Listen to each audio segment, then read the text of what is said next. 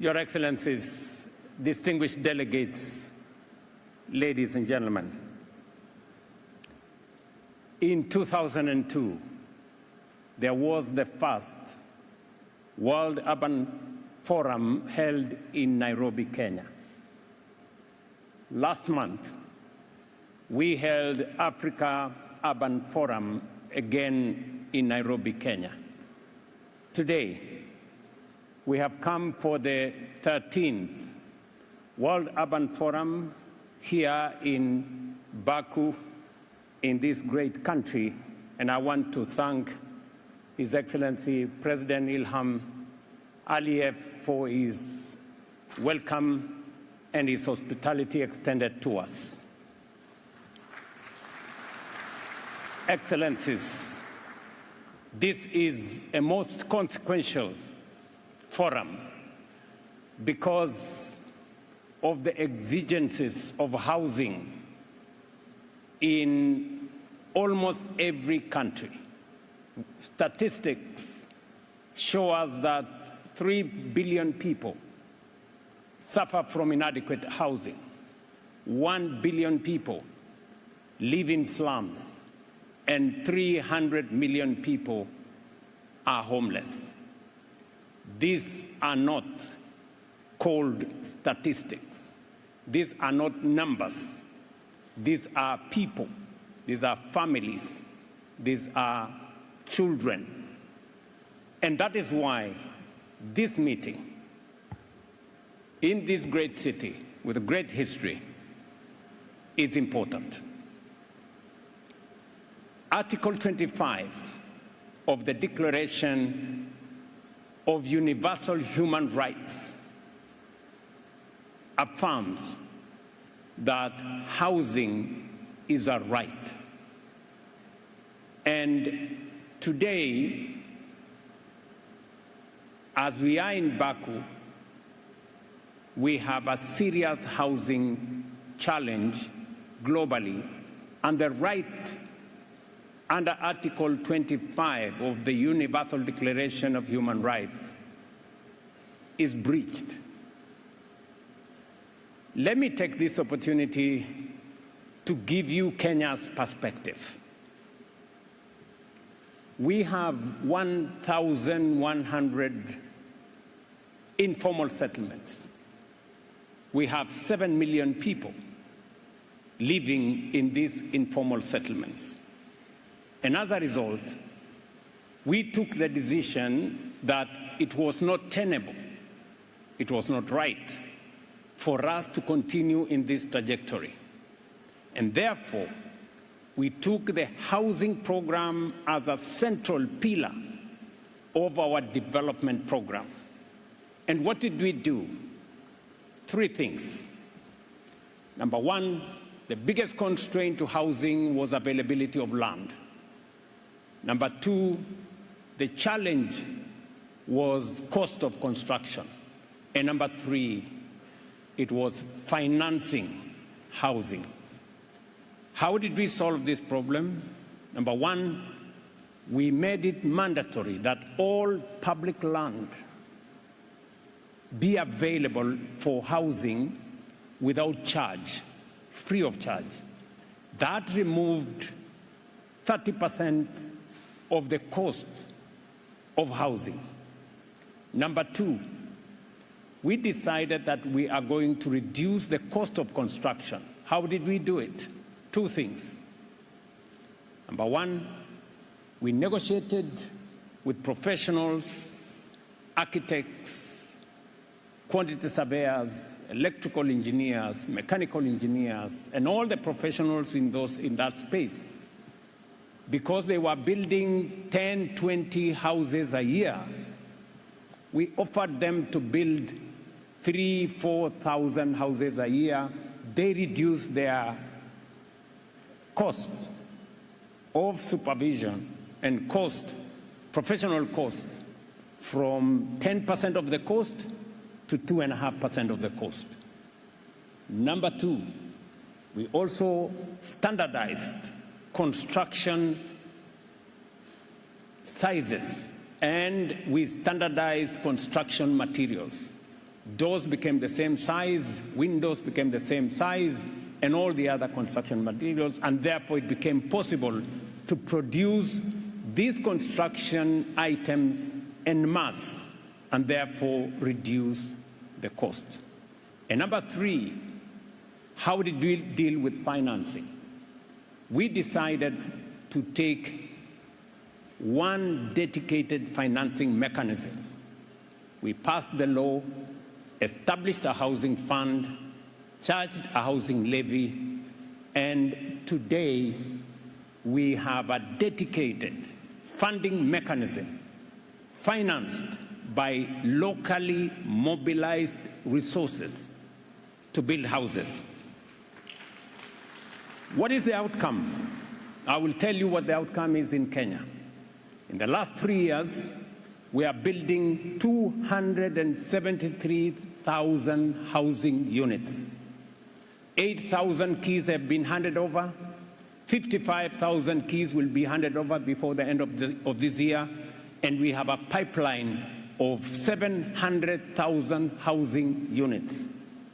I can say with confidence that today in Kenya, we have the largest housing program in the continent of Africa.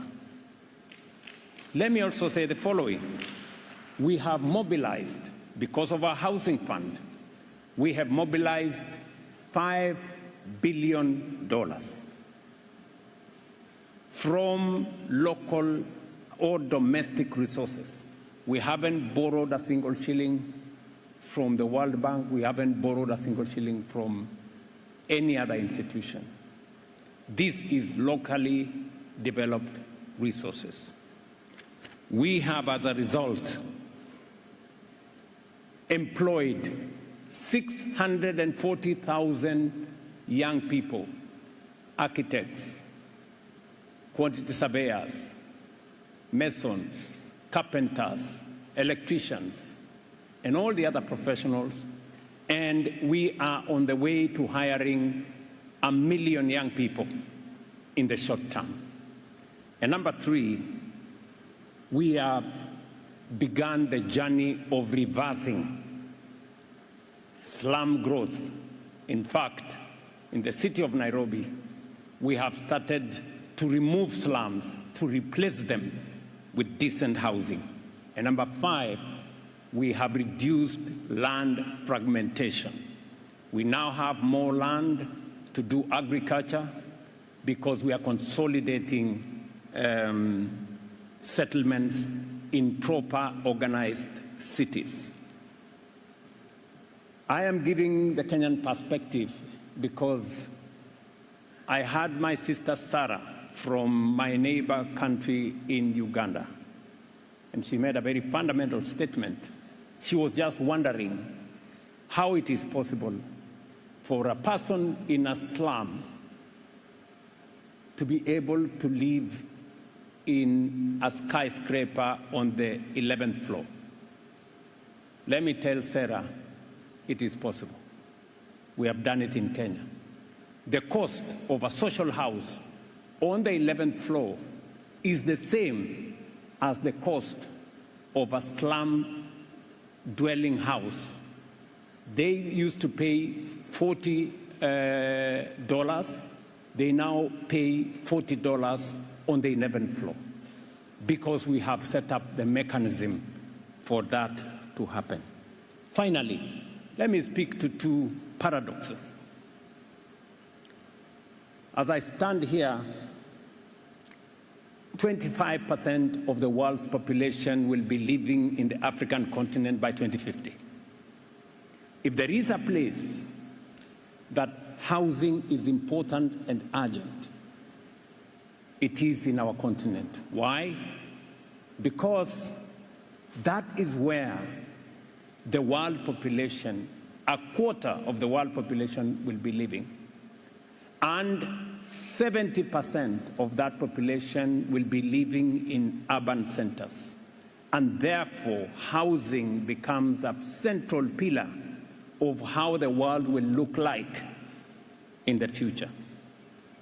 And that is why it is important for this meeting to focus on two items. We have a serious paradox. A continent that has huge resources, that will have the world's largest population, 25% of the world's population by 2050, today cannot access concessional funding to drive its development. Much more important, housing, because today African countries and emerging economies pay 2, 3, 4 times more to access development financing because of elements of risk. We need to correct this paradox, and that is why we have said there is urgent need to reform the international financial architecture so that it is aligned to the needs, the requirements, and the imperatives of the current world. Most of our countries did not exist in 1945 when the Bretton Woods institutions were established.